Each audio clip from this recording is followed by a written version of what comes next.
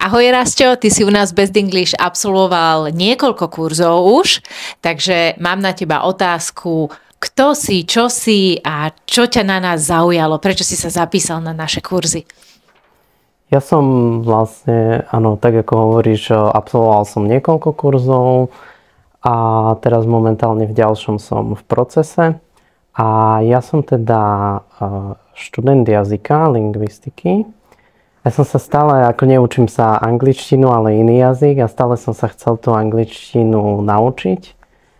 No a potom vlastne v bývalej práci som dával výpoveď a bol som taký, že ja tomu hovorím, že hladný po vzdelávaní. A práve vtedy som si povedal, že sa chcem proste naučiť angličtinu a práve vy ste mi niekde vybehli na Facebooku. No tak si vravím, že to teda vyskúšam a išiel som teda na ukážkovú hodinu a bol som odpálený z toho, tak si vravím, že... Super. A kde si nás našiel? Na Facebooku? Tuším, že na Facebooku alebo niekde na sociálnych sieťach. A myslím, že teda máte super marketing. Čo ťa tam konkrétne oslovilo? Tá metóda taká iná tej výučby a ja som potom vlastne však si vravím, že proste za to nič nedám, keď pôjdem na tú ukážkovú hodinu. Lebo ja som proste riešil aj v tom momente také iné kurzy.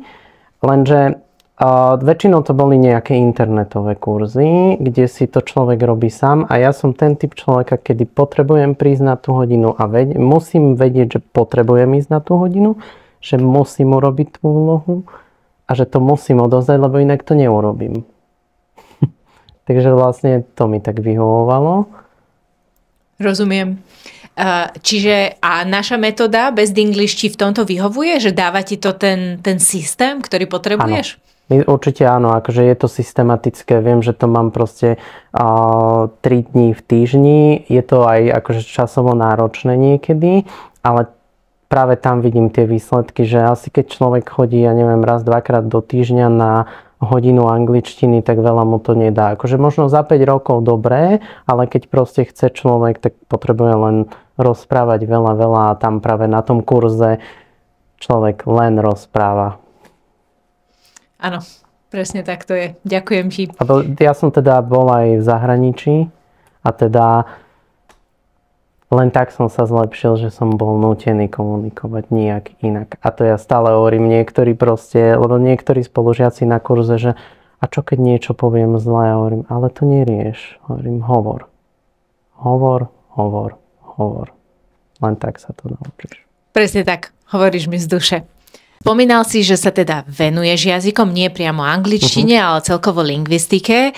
Mňa tým pádom mi prichádza na tá otázka, že ako celkovo tú metodiku ty nejakým spôsobom vnímaš, lebo vieš to trošku ako keby aj zhodnotiť, keďže si aspoň trošku z fachu. Ako to vnímaš?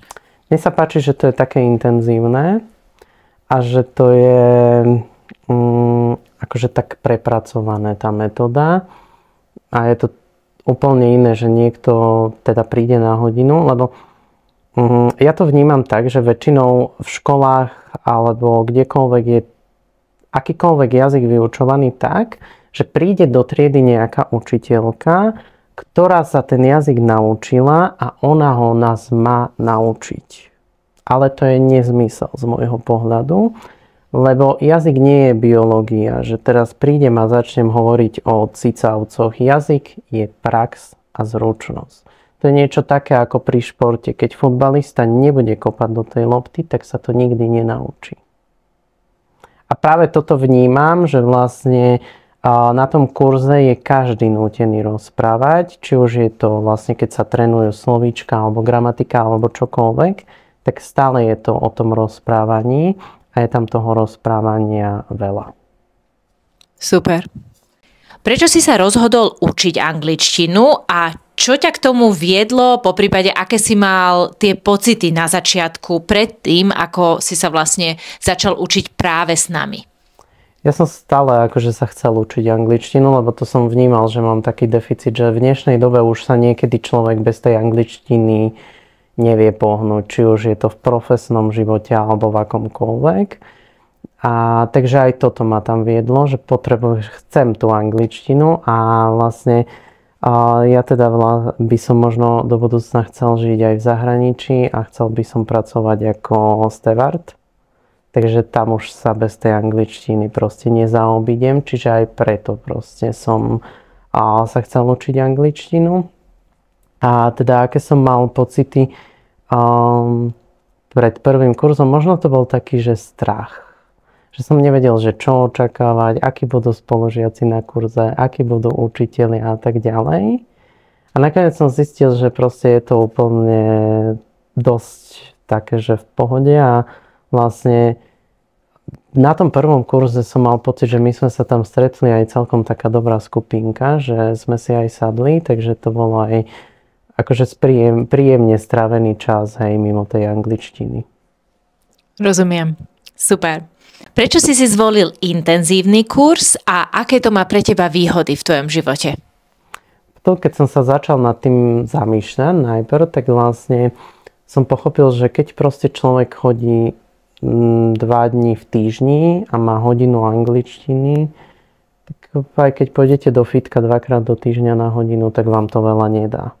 A keď sa chcete proste akože v nejakom krátkom čase alebo tak zlepšiť, tak potrebujete ísť na to trošku viac intenzívne. Akože áno, berie to veľa času, človek sa musí pripraviť, že proste to nie je jednoduché, ale zase akože mám pocit, že to má výsledky. Super. Keď sa pozrieš na výsledok, stojí to za to, alebo stálo to za to? Bola to pre teba dobrá investícia? Ja si myslím, že určite áno. Akože ja už mám zaplatený 3. kurz a myslím si, že keď niekto váha a pokiaľ má čo i len 10 hodín času týždenne na to venovať a má na to tie peniaze, tak určite choďte do toho, lebo sa ten jazyk naučíte oveľa rýchlejšie, ako keď budete chodiť raz do týždňa niekam. Takže ja si myslím, že určite to nie sú vyhodené peniaze, lebo tá metóda je intenzívna, veľa som rozprával na kurze a je to len o tom, že človek bude rozprávať. Super.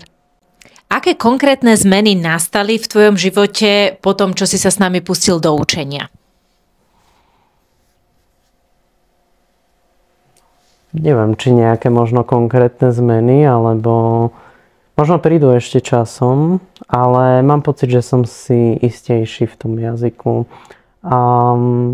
Aj v niektorých veciach, čo predtým možno som nejak akože vedel, ale nemal som ich upevnené, tak vlastne tam na kurze sa mi upevnili.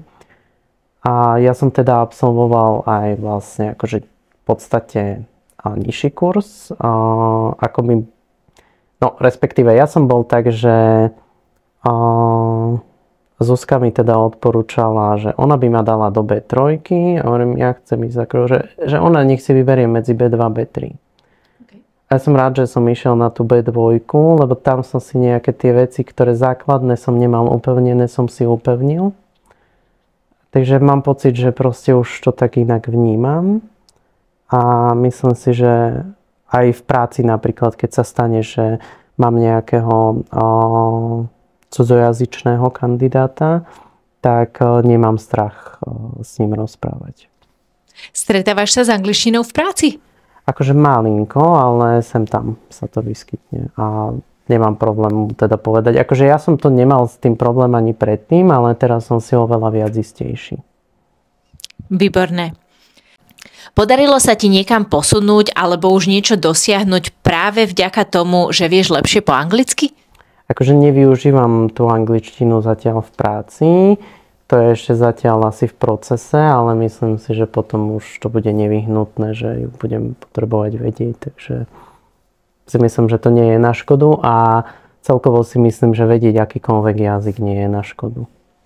Úplne jednoznačne a pokiaľ chceš ísť na toho stewarda, tak tam to bude určite nevyhnutné. Zmenil sa tvoj vzťah k angličtine, odkedy si u nás? Akože začínam niekedy vnímať aj cez vaše príspevky niekedy niektoré veci, hlavne také možno frazeologizmy, a začínam uvažovať nad tou angličtinou, čo sa ako povie a niekedy aj proste niečo vidím v meste alebo kde, lebo tá angličtina si myslím, že už je všade okolo nás a tá doba je taká rýchla, že sa jej nevyhneme a už začínam nad tým uvažovať aj prostredníctvom školy, aj prostredníctvom celkovo, že teda čo to znamená, ako sa možno toto povie a tak ďalej. Super, výborne. Zmenilo ťa učenie s nami aj osobnostne? Myslím si, že tá angličtina k tomu prispela, lebo vlastne v tom čase, kedy som sa začal učiť angličtinu, začal som vyvíjať aj iné aktivity, kedy sa venujem vzdelávacím aktivitám, mimoškolským aktivitám a tak ďalej. A mám pocit, že som veľmi osobnostne podrastol. A teda ešte viem, že ma čaká ešte dlhá cesta. Super. Čo by si odporúčil našim budúcim študentom?